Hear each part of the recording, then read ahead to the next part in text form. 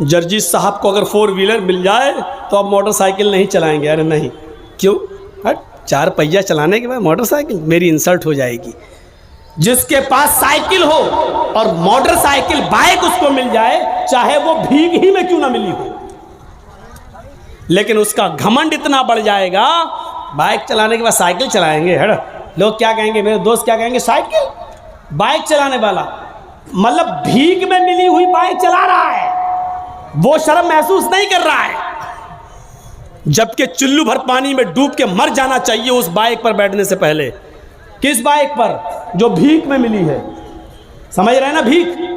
ارے جو لڑکی کے باپ نے دی ہے, شادی کے موقع پر لے اپنے داماد کو, بیٹھ. سائیکل چلانے میں شرم آ رہی ہے, بھیک منگنی گاڑی پہ بیٹھنے میں شرم نہیں آ رہی ہے, جبکہ چلو بھر پانی میں اسی وقت ڈوب کے مر جانا چاہیے کہ کس پہ بیٹھے ہیں, سسر کی دی ہوئی گاڑی پر. جبکہ شرم کی بات یہ ہونی چاہیے, اس پہ تو فخر کر رہا ہے. کہاں سے؟ سسرال سے ملی ہے, سسرال سے, اس پہ فخر کر رہا ہے. لیکن سائیکل نہیں چلا سکتا, کیوں؟ بائک چلا لی, اب سائیکل نہیں چلاؤں گا. سائیکل چلاؤں گا تو انسلٹ ہوگی. ابے انسلٹ تو تیری تب ہو رہی ہے جب تو نے سسرال سے مانگ لی اور بھک منگنی گاڑی پر بیٹھ گیا, انٹرنیشنل بھکاری بن کے اس کو چلا رہا ہے. یہ انسلٹ تو تب تجھے محسوس کرنی چاہیے تھی اپنی, لیکن تب نہیں کر رہا ہے. اللہ کے رسول جب براق پر بیٹھے, لیکن جب زمین پر آئے تو آپ نے گھوڑے کا بھی سفر کیا, اونٹ کا بھی سفر کیا, بلکہ اونٹنی کو تو اللہ کے رسول کی پیاری سواری بتایا. اوسٹرا یس سے پڑوا ہڑو بدھو من تو دیو دشا. اتھرو وید کے 20ویں کانڈ کے اندر 127ویں سوکت کا دوسرے منتر میں یہ کہا گیا ہے کہ اس کی پیاری سواری اونٹ ہوگی, وہ اکثر اونٹ کا سفر کرے گا, اونٹ پر بیٹھے گا. یہ اس کی پیاری سواری بتائی گئی ہے. پیاری سواری یعنی ایسے علاقے میں آئے گا جہاں اونٹوں پر سواری کرنے کا چلن ہوگا. ہمارے بھارت میں لوگ یہاں انتظار کر رہے ہیں, اب آئے گا. اس کو بتایا گیا اونٹ والے زمانے میں آئے گا. یہاں لوگ 4 ویلر میں فارچونر استعمال کر رہے ہیں, یہاں انتظار کر رہے ہیں کہ آخری نبی یہاں آئے گا, یہاں آئے گا. جبکہ بتایا گیا مروستھل نواس نے, وہ ریگستان میں آئے گا, کیونکہ اونٹ ریگستان میں ہی سب سے زیادہ تیزی کے ساتھ دوڑتا ہے, اور ریگستان کا جہاز کہا جاتا ہے اونٹ کو. اس بستی میں آئے گا جہاں ریت ہوگی, جہاں ریگستان ہوگا, جزیرہ ہوگا, وہاں وہ آئے گا. اور یہاں بھارت میں لوگ انتظار کر رہے ہیں کہ وہ بھارت میں آئے گا, جبکہ ان کی کتابیں کہہ رہی ہیں مروستھل نواس نے, وہ مروستھل میں نواس کرے گا, وہ مروستھل میں آئے گا. ہائے گرجا ناتھ مروستھل نواس نے, اس کا مروستھل میں آئے گا اور ریگستانی علاقے میں آئے گا. اسٹرا یس, اور اس کی پیاری سواری اونٹ ہوگی, وہ اونٹ کے اوپر بیٹھے گا. یہاں بتایا گیا کہ وہ گھوڑے پر بیٹھے گا اور بجلی سے زیادہ تیز رفتار سے چلے گا اور آکاش کی یاترا کرے گا, یعنی وہ جنت جہنم دیکھنے جائے گا. جگت پتی, اور یہ گھوڑا اس کو ایشور کی طرف سے, اللہ کی طرف سے ملے گا, جو پورے دنیا کا رکشک ہوگا, پوری دنیا کا محافظ ہوگا. یعنی یہ گھوڑا محمد الرسول اللہ کو, یہ براق محمد الرسول اللہ کو دی جائے گی. آسنا سادھو منم, اور وہ سادھوؤں کی طرح اپنی زندگی ویتیت کرے گا, سادھوؤں کی طرح اپنی زندگی گزارے گا. سادھو کس کو کہتے ہیں یہ سوچ لیجئے. سادھو اس کو نہیں کہتے ہیں جو چولا پہن لے اور بیوی بچوں کو چھوڑ دے اور جنگل میں چلا جائے, رام رام رام رام رام رام رام رام کرتا رہے. اسی طریقے سے ہمارے مسلمانوں میں بھی ایک طبقہ پیدا ہوا جس کو صوفی کہا جاتا ہے. وہ تسبیح ہاتھ میں لیتے ہیں اور اللہ ہو اللہ ہو, کبھی کبھی جھٹکا مارتے ہیں, کبھی دیکھیے گا آپ جھٹکے ماریں گے, اللہ ہو اللہ ہو اللہ ہو, ایسے کریں گے. کبھی چمٹا لے لیں گے اپنے ہاتھ میں, چمٹی, ٹرینوں میں ملیں گے, اللہ ہو اللہ ہو اللہ, اس طریقے سے کریں. ایسا وہ محسوس کرائیں گے آپ کو کہ ہمارے اندر اللہ گھس گیا ہے, اللہ ہمارے نس نس میں ہے, اللہ ہو اللہ ہو, وہ جھٹکے ماریں گے. ایسے لوگ آپ کو جہاں ملیں ان کو الٹی چھری سے کاٹو. یہ دنیا کے سب سے بڑے حرام خور لوگ ہیں, قوم کے اوپر بوجھ بنے ہیں. ان سے پوچھو کھانا کہاں سے آئے گا, چپ, اللہ اللہ اللہ. ایک سے میں نے پوچھا بھائی کھانا کہاں, شام کو کھانا کہاں سے آئے گا, اللہ اللہ. ہم نے کہا سن لیا اللہ اللہ, کھانا کہاں سے آئے گا شام کو یہ تو بتاؤ. اللہ دے گا, اللہ اللہ اللہ. مطلب محلے والے ان کو کھانا پہنچاتے ہیں. یہ لوگ حرام خور لوگ ہیں, بیوی بچوں کو چھوڑے بیٹھے ہیں. بیوی بچوں کو چھوڑ کر کسی بھی جگہ چلے جانا میرے بھائیوں, اور عبادت میں مصروف ہونا, یہ سب سے بڑا اسلامی دشمنی ہے. یہ اسلام دین معتدل ہے. معتدل جانتے ہو, اسلام نماز کا حکم تو دیتا ہے لیکن پورا دن اور پوری رات مصلی بچھا کے نماز پڑھنے کی اجازت آپ کو نہیں دیتا ہے. اسلام آپ کو روزہ رکھنے کا حکم تو دیتا ہے لیکن کنٹینیو اور مسلسل 12 مہینے ہر روز روزہ رکھنے کی اجازت آپ کو نہیں دیتا ہے. اسلام آپ کو زکوٰۃ دینے کا حکم تو دیتا ہے لیکن اپنا سارا مال اللہ کی راہ میں لٹا دینا اور خود فقیر بن جانا, غریب بن جانا, اس کی اجازت اسلام آپ کو نہیں دیتا ہے. اسلام آپ کو حج کی اجازت تو دیتا ہے کہ حج کیجئے, لیکن یہ نہیں کہتا کہ حج کرنے کے لیے تم اپنا گھر بیچ دو, اپنا مکان بیچ دو, اپنی دکان بیچ دو, لیکن حج کرو. حج کرنا جانا ضروری ہے, چاہے دکان بیچنا پڑے چاہے مکان بیچنا پڑے. اسلام اس بات کی اجازت نہیں دیتا ہے. اسی طریقے سے اسلام نماز پڑھنے کا حکم دیتا ہے لیکن عبادت بچوں کا حق مار کر, بیوی کا حق مار کر, کمانا دھمانا چھوڑ کر, محنت و مزدوری کرنا چھوڑ کر مسجدوں میں, خانقاہوں میں, جنگلوں پر, مزاروں پر یا کسی جگہ بیٹھ کر اللہ اللہ کرنے کی اجازت یہ اسلام نہیں دیتا ہے. اسی لیے فرمایا فَإِذَا قُضِيَتِ الصَّلَاةُ فَانْتَشِرُوا فِي الْأَرْضِ وَابْتَغُوا مِنْ فَضْلِ اللَّهِ. دنوں میں سب سے اچھا دن جمعہ کا دن ہے لیکن جمعہ کا دن بھی پوری کی پوری عبادت کا دن نہیں ہے. سب سے اعلیٰ اور افضل دن جمعہ کا ہے لیکن جمعہ کا دن بھی پورا کا پورا صبح سے شام تک اللہ کی عبادت میں نہیں لگا سکتے ہو. جب جمعہ کی نماز پڑھ لو, جب جمعہ کی نماز پوری کر لی جائے, فَانْتَشِرُوا فِي الْأَرْضِ, تو ہماری زمین میں پھیل جاؤ. وَابْتَغُوا مِنْ فَضْلِ اللَّهِ, ہم نے جو رزق اتارا ہے اس کو تلاش کرو, محنت کرو, مزدوری کرو, رکشہ چلاؤ, دکان پہ بیٹھو, حلال روزی جو ہم نے اتاری ہے اس کو کماؤ اور اپنے بیوی بچوں کو کھلاؤ.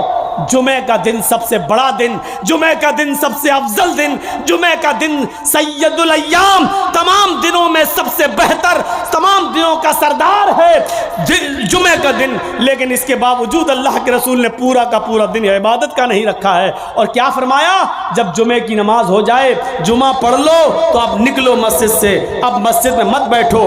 سبحان اللہ الحمدللہ کا وظیفہ نہیں, تمہاری بیوی ہے, تمہارے بچے ہیں, ان کے لیے محنت کرو, کماؤ, رکشہ چلاؤ, محنت کرو, مزدوری کرو اور شام تک محنت مزدوری کر کے کما کر لاؤ اور اپنی بیوی بچوں کو کھلاؤ. یہ بھی عبادت ہے. میرے پیارے ساتھیوں, اسلام نے آپ کو صرف اللہ اللہ کرنے کے لیے نہیں بھیجا ہے. تو وہ سادھو ہوگا, سادھوؤں کی طرح اپنی زندگی گزارے گا. سادھو اس کو کہتے ہیں جس کے پاس کسی چیز کی کمی نہ ہو, نہ دولت کی, نہ زمین و جائیداد کی, جس کے پاس سب کچھ ہو لیکن اس نے اپنے اوپر خرچ نہ کیا ہو بلکہ اس کو غریبوں اور مسکینوں پہ خرچ کر دیا ہو. سادھو کس کو کہتے ہیں, سن لیجئے, یہ سادھو نہیں ہیں. یہ آپ جن کو سمجھ رہے ہیں, آسا رام ہوں, رام رحیم ہوں, بابا رام دیو ہوں, یا ہمارے یو پی والے ہوں, یہ سادھو نہیں ہے. سادھو کہتے ہیں کہ جس کے پاس سب کچھ ہو لیکن اس نے اپنے اوپر خرچ نہ کیا ہو, غریبوں اور مسکینوں میں لٹا دیا ہو. اس سادھو کی پریبھاشا میں, اس سادھو کے انٹروڈکشن میں صرف محمد رسول اللہ پورے اترتے ہیں. آپ کے پاس کسی چیز کی کمی نہیں تھی, سب کچھ تھا. آپ قربانی کرتے ہیں نا بقرعید پر؟ کتنا بکرا قربانی کرتے ہیں؟ 1 2 گائے کی قربانی دیتے ہیں، کتنے لوگ اس میں حصہ لیتے ہیں؟ 1 گائے میں 7۔ آپ نے 1 حصہ لے لو گے، 2 حصہ لے لو گے، 3 حصہ لے لو گے، اور کیا، یا زیادہ سے زیادہ پوری گائے کر لو گے۔ کیا کبھی کسی کو سنا ہے کہ اس نے 100 بکرے قربانی کیے ہوں؟ نہیں۔ اللہ کے رسول صلی اللہ علیہ وسلم نے 100 اونٹ قربان کیے تھے بقرعید کے دن 10ویں ذی الحجہ کو۔ کتنے اونٹ؟ 100۔ اور اونٹ نہیں، سرخ اونٹ۔ عرب کے اندر سرخ اونٹ کی بہت قیمت ہے، جو لوگ عرب میں رہتے ہیں ان کو معلوم ہے، سرخ اونٹ بہت قیمتی ہوتا، بہت مہنگا ہوتا ہے۔ جیسے آپ کے ہاں کوئی بکرا جس کی کھال پر اگر اللہ لکھا ہوا آ جائے یا محمد لکھا ہوا آ جائے تو اس کی قیمت بڑھا دیا جاتا ہے، بڑھ جاتی ہے، 1.5 لاکھ 2 لاکھ 2.5 لاکھ۔ ایک مرتبہ میں مارکیٹ میں گیا تو آدمی دکھانے لگا کہ اس میں لکھا ہے محمد لکھا ہے۔ ہم نے کہا چلیے ہوگا، لکھا ہوگا، چلیے قیمت کیا ہے؟ کہتا ہے کہ 2.5 لاکھ۔ میں نے کہا کیوں؟ کہنے لگا محمد لکھا ہے۔ میں نے کہا اچھا ایسا کرو کہ بکرا مجھے دے دو جتنے کا ہے، کھال میں تمہیں دے دوں گا۔ ہے میں کیا کروں گا؟ تو میں نے کہا میں کیا کروں گا؟ کیا اس کھال کو ہم اپنے گھر رکھ سکتے ہیں؟ اس پر بھی غریب کا حق ہے۔ کیا بکرے کو ذبح کرنے کے بعد یہ کھال ہماری 2 لاکھ میں بکے گی، 1.5 لاکھ میں بکے گی؟ کہتا وہ میں نہیں جانتا ہوں، محمد لکھا ہے، 2.5 لاکھ کا بکرا ہے۔ میں نے کہا میں کہہ تو رہا ہوں کہ کھال تو بیچ دینا جتنے کی بکے، بکرا 10,000 میں ہمیں دے دے، 12,000 میں ہمیں دے دے۔ کہنے لگا جائیے مولانا صاحب آپ ہمارا ریٹ کیوں کر رہے ہو؟ لوگوں نے ایک فضول کی بحث بڑھا دی، اس پہ اللہ لکھا ہے تو اس کی قیمت بڑھ گئی، محمد لکھا ہے تو اس کی قیمت، جس پر یہ چیزیں لکھی ہوئی ہیں اور کم کر دو اس کی قیمت۔ میرے بھائیوں کسی حدیث میں نہیں آیا ہے کہ جس بکرے پر اللہ لکھا ہو تو اس کو اتنے روپے میں خریدو، اور لکھا ہوتا نہیں ہے، وہ ہمیں اور آپ کو اس کا ایک نقش دکھائی دیتا ہے بس۔ یہ الف بال یہ لام پوری طریقے سے دیکھا جائے تو پورا لکھا ہوا بھی نہیں ہوگا، اس پر تشدید بنی ہوگی، پھر اس پہ کھڑا الف ہوگا، پھر آپ پوری طریقے سے اگر دیکھیں تو ملے گا بھی نہیں ایسا، لیکن محسوس ایسا کرائیں گے کہ دیکھیے یہ اللہ، حالانکہ دیکھا جائے تو یہ بھی اللہ ہی ہے۔ دیکھیے یہ بھی اللہ ہی ہے۔ الف، یہ الف ہو گیا نا، اور لام کیسا ہوتا ہے؟ یہ لام ہوا، پھر ایک اور لام ہوا، پھر یہ اس کے اوپر کا الف، اور یہ ہے، تو دیکھا جائے یہ کیا ہے؟ اللہ ہی ہے۔ اگر آپ اس پر روشنائی لگا دیں پورا، اور پھر اس کو آپ یہ داہنے ہاتھ کو اس طریقے سے دیوار پہ چھاپ دیں تو آپ دیکھیں گے عربی میں اللہ ہی لکھا ہوا نظر آئے گا، اللہ ہی لکھا ہوا نظر آئے گا۔ اب بتائیے جب اللہ لکھا ہوا نظر آئے گا تو ہم کیا مانیں؟ اب اس ہاتھ سے آدمی شراب بھی پی رہا ہے، اب اس ہاتھ سے آدمی جوا بھی کھیل رہا ہے، اس ہاتھ سے غلط چیزوں کو بھی پکڑ رہا ہے، تو ان چیزوں سے حیثیت نہیں بڑھ جاتی ہے؟ سادھوؤں کی طرح اللہ کے رسول کے پاس سب کچھ تھا لیکن کوئی چیز آپ نے اپنے اوپر خرچ نہیں کی۔ تاریخ بتاتی ہے 100 اونٹ ہمارے پاس اگر 2 جانور بھی آ جائیں قربانی کے لیے تو آج ہم 10ویں کو کرتے ہیں اور دوسرا بکرا 12ویں کو کریں گے۔ کیوں؟ میری بیٹی آئے گی، میری بہن آئے گی، میرے رشتہ دار آئیں گے، دوسرا بکرا ہم 12ویں تاریخ کو کریں گے اپنے رشتہ داروں کو دعوت دینے کے لیے۔ لیکن اللہ کے رسول نے 100 سرخ اونٹوں کی قربانی کی اور ایک ہی دن کی 10ویں تاریخ کو۔ میں یہ نہیں کہہ رہا ہوں 11 کو نہیں کر سکتے ہو، 12 کو نہیں کر سکتے ہو، 13 کو نہیں، میں منع نہیں کر رہا ہوں، جائز ہے۔ کل ایام التشریق ذبح، ایام تشریق کے سارے دن قربانی کے دن ہے، میں منع نہیں کر رہا ہوں، لیکن اللہ کے رسول نے 11ویں اور 12ویں کو اور 13ویں کو قربانی نہیں کی، آپ نے 100 اونٹ بھی ذبح کیے تو 10 کو کیے ہیں 100، اور گوشت سارا کا سارا تقسیم کر دیا۔ آپ نے اپنے پاس کچھ نہیں رکھا۔ جرجیت صاحب شادی سے پہلے کس پہ سوتے تھے؟ دری پر، چٹائی پر۔ جرجیت صاحب کی شادی ہو گئی، جہیز میں ڈبل بیڈ مل گیا، مسہری مل گئی، بستر مل گیا۔ شادی کے بعد ہماری सोने की स्टाइल बदल गई, चलने की स्टाइल बदल गई। जर्जी साहब साइकिल पे चलते थे, अब बाइक पे चल रहे हैं। बड़े आदमी हैं, 4 व्हीलर भी दे दी होगी, हो सकता है ससुराल वालों ने, अब 4 पहिए की गाड़ी पे चल रहे हैं। रहने की स्टाइल बदल सकती है, लेकिन मोहम्मदुर रसूलुल्लाह 25 साल की उम्र में जब 40 साल की एक बूढ़ी औरत खदीजा से निकाह करते हैं। खदीजा अरब की बहुत बड़ी दौलतमंद और रईस खातून थी। जब अल्लाह के रसूल की शादी उनके साथ होती है तो खदीजा अपने साथ सारा माल भी लेके आती हैं, सारा खजाना लेके आती हैं, सारा बिजनेस लेकर आती हैं। अल्लाह के नबी सल्लल्लाहु अलैहि वसल्लम शादी के बाद भी उसी चटाई पर, उसी इकहरे बिस्तर पे सोया करते थे जो शादी से पहले आप सोया करते थे। आप ताज्जुब करेंगे, एक बार अल्लाह के नबी सल्लल्लाहु अलैहि वसल्लम जिस बिस्तर पे सो रहे थे, हजरत आयशा ने उस बिस्तर पर लेट कर देखा जो काफी गल रही थी। फरमाया अल्लाह के नबी को ये बिस्तर कितना गलता होगा, कितना चुभता होगा। हजरत आयशा ने उस बिस्तर को दोहरा कर दिया, दोहरा इकहरा था उसको दोहरा कर दिया ताकि थोड़ा सा नरम हो जाए। अल्लाह के नबी उस बिस्तर पे सो जाते हैं, तहज्जुद की नमाज में नहीं उठ पाते हैं। जब आँख खुली तो फजर का वक्त था, फजर की नमाज पढ़ाने के बाद जब घर पे आते हैं तो पूछते हैं आयशा तुमने बिस्तर पर ऐसी कौन सी चीज बिछा दी थी? आयशा तुमने बिस्तर पर ऐसा क्या बिछा दिया था? आज मुझे नींद आ गई और मैं रात में अल्लाह की इबादत न कर सका, तहज्जुद के अंदर उठ नहीं सका। फरमाया अय अल्लाह के नबी बिस्तर के नीचे तो मैंने कुछ नहीं बिछाया, वो बिस्तर जो इकहरा था उसको मैंने दोहरा कर दिया। मैंने लेट कर देखा आपको कैसे नींद आती होगी, वो तो काफी चुभ रहा था, काफी गड़ रहा था, मैंने उसको दोहरा कर दिया। फरमाया आयशा ऐसा मत करो, जैसा बिस्तर पहले बिछाती थी उसी तरह बिछाओ, बिस्तर को इकहरा रहने दो। मेरी पीठ पर गड़ता है तो गड़ने दो, मेरी पीठ पर चुभता है तो चुभने दो। जब बिस्तर गड़ता था चुभता था तो मेरी आंख खुल जाती थी और मैं रात में उठकर तहज्जुद की नमाज पढ़ लिया करता था, अल्लाह को याद कर लिया करता था।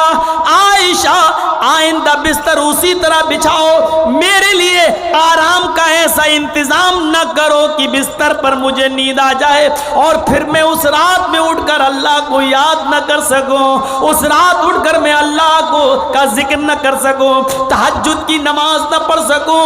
आयशा अल्लाह ताला को रात की तारीकियों में याद करने का मजा कुछ और है, जब सारी दुनिया सो रही होती है और मेरी करवट, मेरी कमर नरम गरम बिस्तरों से अलग होती है और सजदे में सर होता है, तो उस वक्त का मजा कुछ और होता है कि सारी दुनिया ख्वाबे खरगोश में मस्त है और अल्लाह का एक बंदा अपने रब से अजाब जहन्नम की पनाह मांग रहा है, जन्नत का सवाल कर रहा है, रात की तारीकी में अपना सर सजदे में रख के उसको मालिक और अपने आप को अल्लाह का गुलाम बना रहा है। आयशा तुमने बिस्तर को ऐसे बिछा दिया कि इस बिस्तर पर मुझे इतनी नींद आ गई कि मैं रात को उठ नहीं सका।